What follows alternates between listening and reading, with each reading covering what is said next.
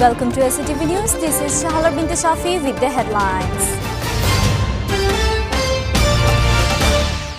Religion card no longer fools citizens, says Salahuddin Ahmed. People will reject those who obstruct democratic journey. Current situation not acceptable as level playing field, says Mia Ghulam. Election Commission must act. Overall preparations underway for peaceful elections, says Home Affairs advisor.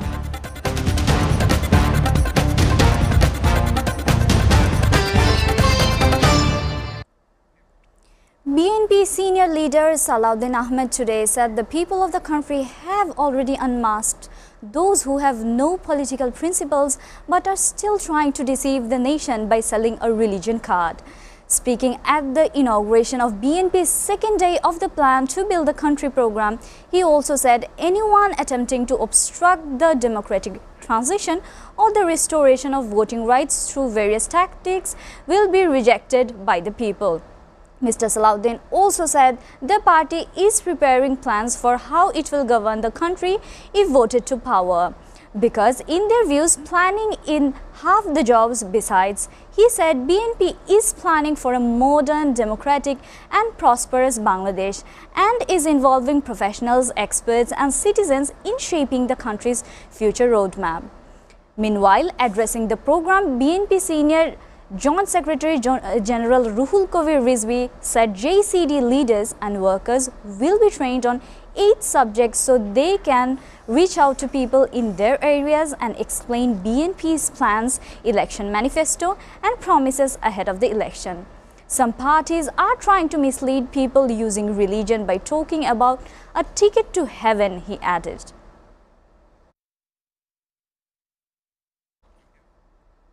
Jamaat-e-Islami Secretary General Mia Ghulam Parwar has said that the current law and order of the situation does not provide a level playing field for the upcoming election. The Election Commission must take necessary steps to address the issue, he added. He made the remarks while speaking to journalists after the meeting with the Chief Election Commissioner today. Ghulam Parwar also said that the nation is expecting a free, fair and impartial election. To ensure this, he emphasized the need to deploy the BGB and the army for polling center security. He said that the party demanded the installation of CCTV cameras at polling stations and a crackdown on illegal weapons.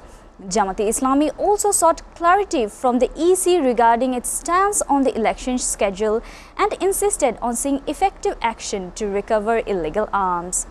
Earlier, a delegation from Jamaat-e-Islami met with the Chief Election Commissioner as preparations are underway for announcing the schedule of the 13th parliamentary election and the referendum.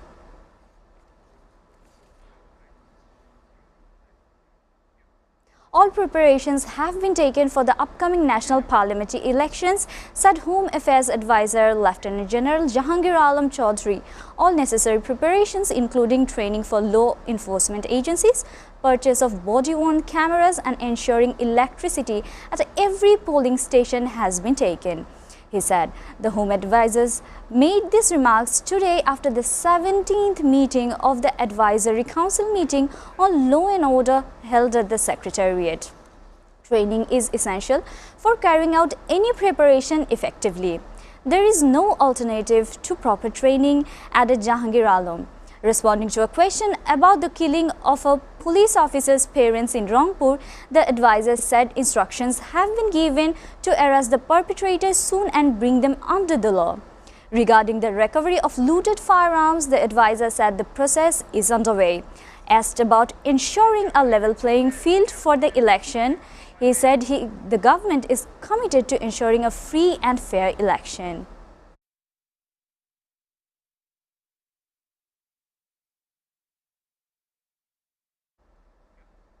Retired Brigadier General Dr. M. Shakwat Hussain, advisor to the Ministry of Labour and Employment and the Ministry of Shipping today, said there was no condition to hold the elections when the interim government assumed office.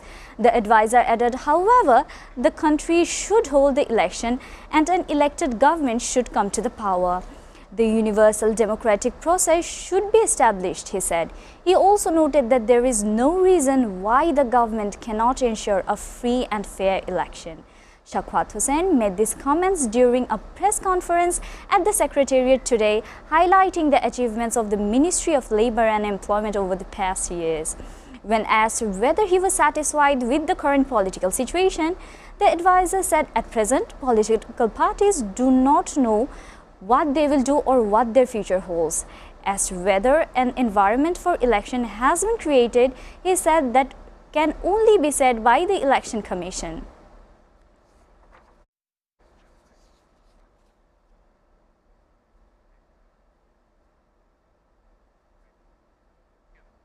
A man was shot dead and 10 others suffered bullet injuries in a clash between two groups of villagers over establishing supremacy at Nirakhia of Raipur Upazila of Norsindi district today. The deceased was identified as Mamun Mia, son of Abdul Awal of the village. Additional Superintendent of Norsindi police said there had been long-standing enmity between Shahid Member Group and Felumia Group over establishing supremacy in the area. As a sequel to the enmity, Mamun, grandson-in-law of Felumia, had an altercation with the supporters of Shahid Member around 11:30 am at Darigao area. At one stage, the supporters of both groups equipped with arms and lethal weapons attacked each other, leaving 11 people injured. Later, they were taken to Norsindi Shodor Hospital, where the doctors declared Mamun dead. On information, police rushed to the spot and brought the situation under control. Additional police have been deployed in the area to maintain the law and order situation.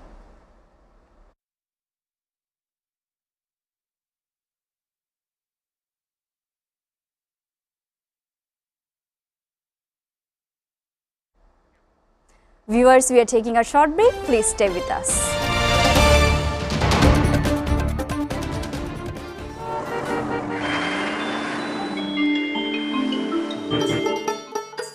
সারা দেশে লাখো মানুষের কঠোর কর্মতৎপরতা ও নিষ্ঠায় SA পরিবহন parcel and courier service এখন 16 কোটি মানুষের হাতের নাগালে।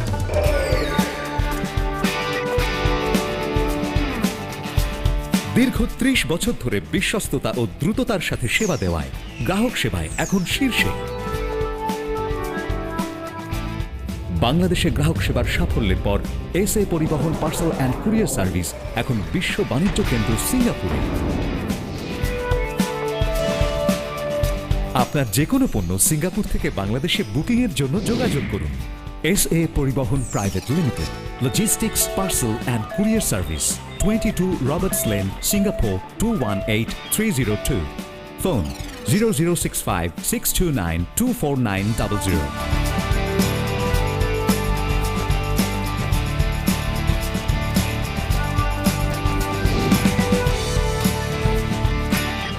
বাংলাদেশ থেকে সিঙ্গাপুরে পণ্য বুকিংয়ের জন্য যোগাযোগ করুন ঢাকা সহ দেশের যে কোনো 80টি শাখা কেন্দ্রে।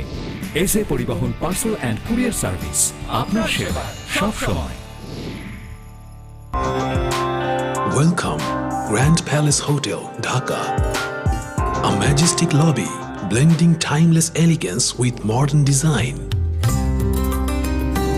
Experience 5-star comfort in suites and rooms. Sophisticated fine time. Welcome back. You're watching SATV News. News from abroad. Thai Prime Minister Anutin Charnvirakul said on Monday his country never wants to see violence after fresh clashes broke out with neighboring Cambodia earlier in the day, but said the government would not stand for its sovereignty being violated. Thailand will take appropriate measures to respond, he said during a briefing. Thailand launched airstrikes into Cambodia on Monday as a fighting broke out in multiple areas along with their disputed border, after both countries accused the other of breaching a ceasefire brokered by US President Donald Trump. At least one Thai soldier had been killed and 8 were wounded in the fresh clashes that intensified around 5 a.m. local time, a Thai army spokesperson said, adding that air support was called in to hit Cambodian military targets. Cambodia's defense ministry earlier said that the Thai military had launched drone attacks on its forces at 2 locations following days of provocative actions, and added that Cambodian troops had not responded.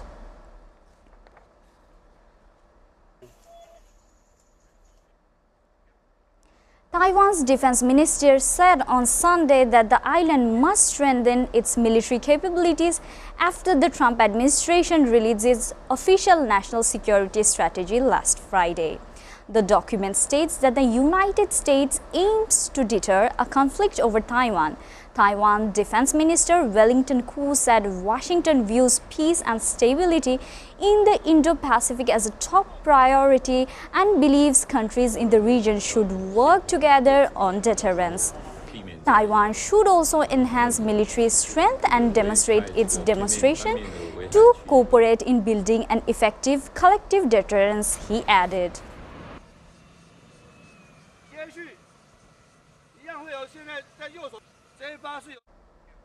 Japan on Monday disputed China's characterization of a weekend incident involving the 2 countries' military aircraft, saying its self-defense forces had not disrupted the Chinese Navy's flight training as claimed by Beijing.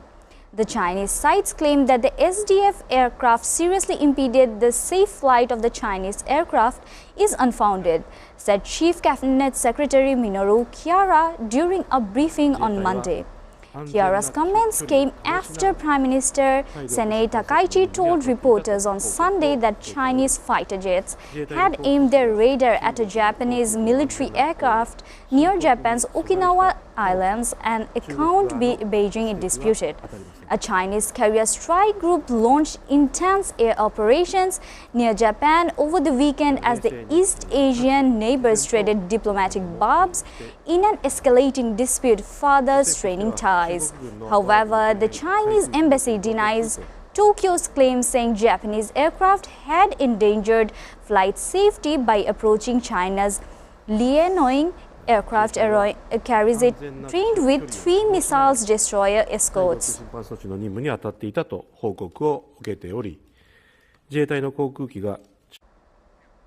At least 7 people were injured when Russian drones struck at an apartment block in the northeastern Ukrainian city in the Sumy region, said Governor Ole on Monday. Noting that 2 of the injured were hospitalized, Ole said that the building sustained extensive damage without providing further details. Ukraine's State Emergency Service said in a morning statement that the target was a 9-story residential building where fires broke out in an apartment between the 2nd and 5th floors. It added that 35 people were evacuated from the damaged building and that assessments of structural damage in the city are ongoing. Ukraine's Air Force said its air defense shot down 131 out of 149 various types of drones launched by Russia overnight. Meanwhile, Russian Defense Ministry separately claimed that its air defenses shot down 67 Ukrainian drones across the country overnight.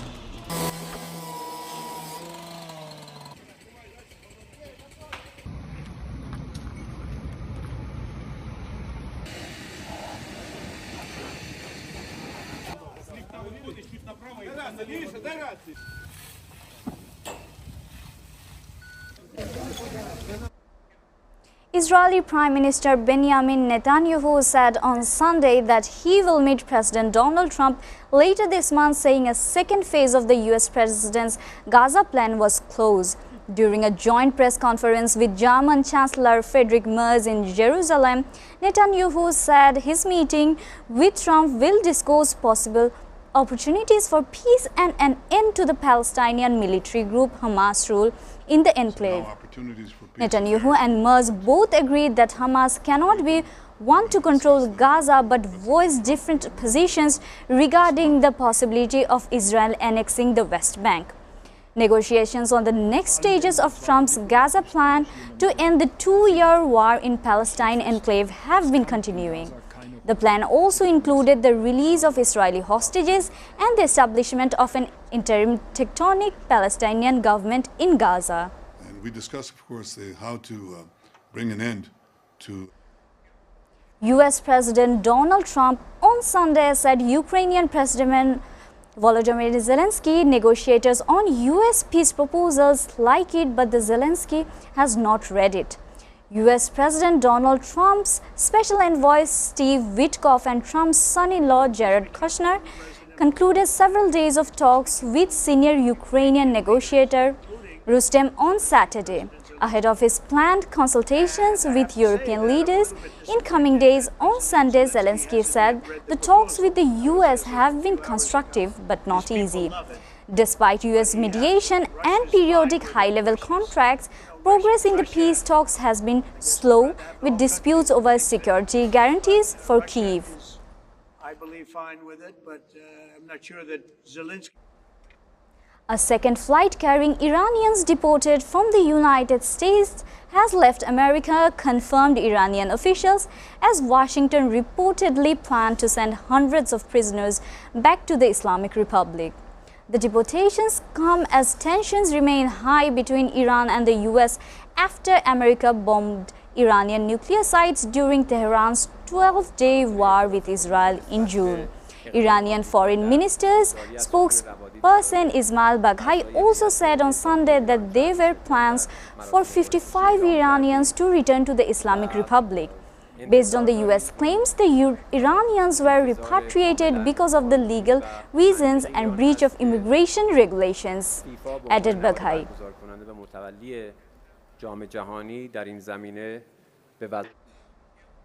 Benin President Patrice Talon said on Sunday that the government and armed forces had thwarted a coup attempted by a group of soldiers in the West African nation, vowing to punish those who carried it out.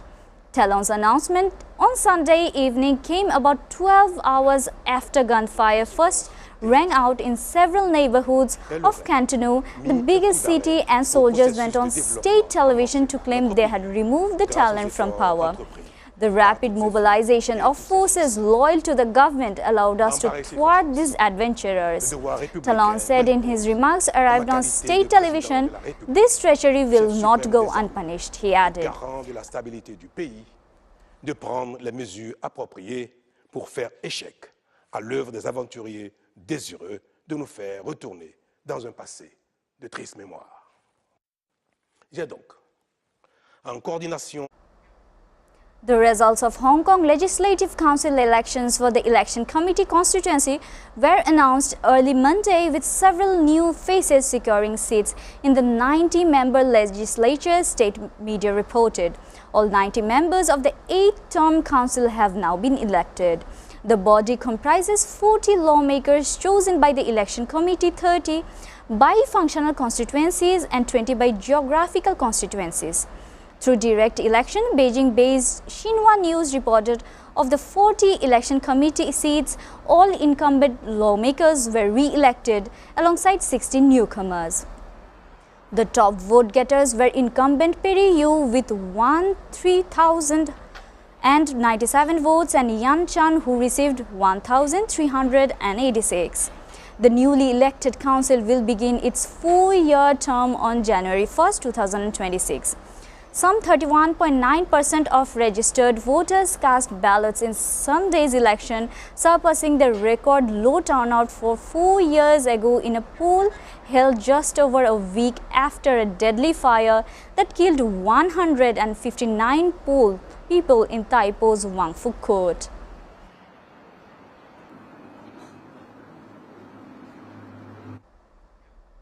Honduran leftist presidential candidate Rishi Moncada on Sunday rejected the country's national election, demanding they be annulled. She accused the United States of interference and said her party was calling on its supporters to take part in marches, strikes and sit-ins to protest what she has called election fraud. Voting on November 30th was calm and peaceful according to independent electoral observers, but the subsequent reporting of the results have been chaotic, marred by starts and stops that have intensified frustrations over the tight race.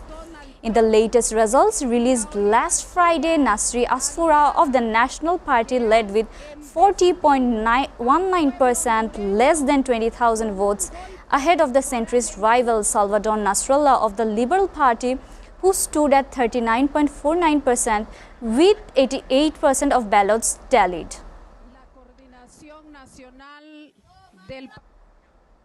At least 25 people died after a fire at a nightclub in India's Goa state, the chief minister of the state said on Sunday, as videos on social media showed ambulances lining up to help the injured. The incident occurred around midnight in the village of Arpura, according to the state's police chief. Fire trucks and ambulances were rushed to the location after the police received information about the blaze, Kumar said. The state government has ordered an inquiry into the incident, Goa's chief minister Pramod Sawant said in a post on X. Ambulance वगैरह सब उन्हें rush किया उधर, तो अब fire तो under control है और वहां से dead bodies. Before ending, we go through the headlines again. Religion card no longer fools citizens, says Salahuddin Ahmed. People will reject those who obstruct democratic journey. Current situation not acceptable as level playing field, says Mia Ghulam. Election Commission must act. Overall preparations underway for peaceful elections, says Home Affairs advisor.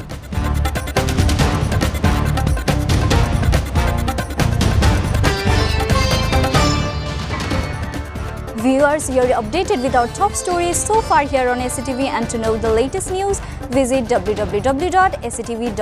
Stay with SATV.